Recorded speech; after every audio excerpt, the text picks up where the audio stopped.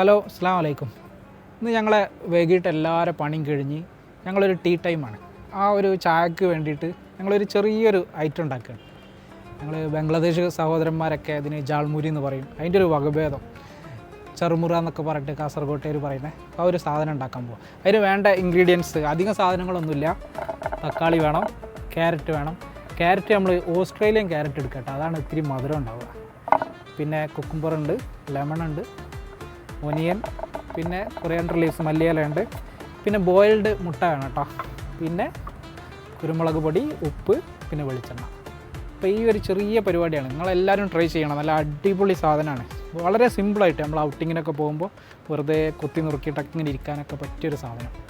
മെയിനൊരു സാധനം ഉണ്ട് കേട്ടോ, നമ്മളെ മൂരി, അതായത് പൊരി, പഫ്ഡ് റൈസ്. ഇതാണ് മെയിനായിട്ട്, അത് പറയാൻ മറന്നുപോയി. പിന്നെ ഇതെല്ലാം നല്ല ചോപ്പ് ചെയ്യാം, നല്ല കുനുകുനാന്ന് അരിഞ്ഞെടുക്കാം.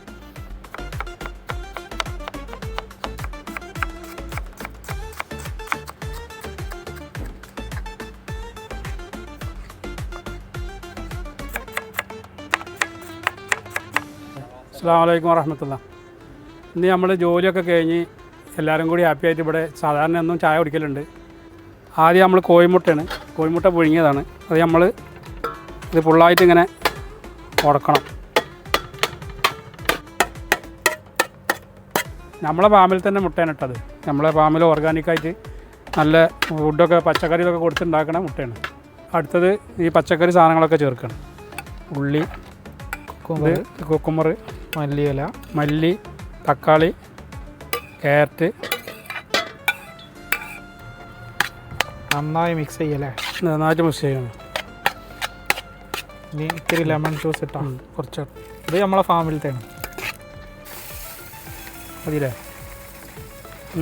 കുറച്ചും കൂടെ അടുത്ത്.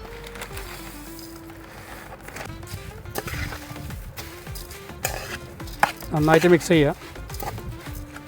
ഇനി നമ്മൾ കുറച്ച് മുളക് പൊടി, കാശ്മീരി അല്ല, സാധാരണ മുളക് പൊടി, എരിവുള്ള മുളക് പൊടിയാണ്. അത് ഉപ്പ്.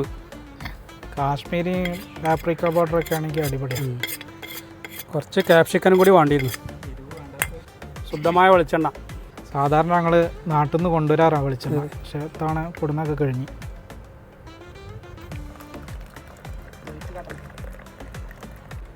വൈകുന്നേരം പണിയെല്ലാം കഴിഞ്ഞ് മഗ്‌രിബ് നിസ്കാരത്തിന് നമ്മൾ കുറച്ച് സമയം മാറ്റി വെച്ചതിന് ശേഷമാണ് നമ്മൾ രാത്രിയാണ് ഇപ്പോൾ നമ്മൾ ഷൂട്ട് ചെയ്യണത്.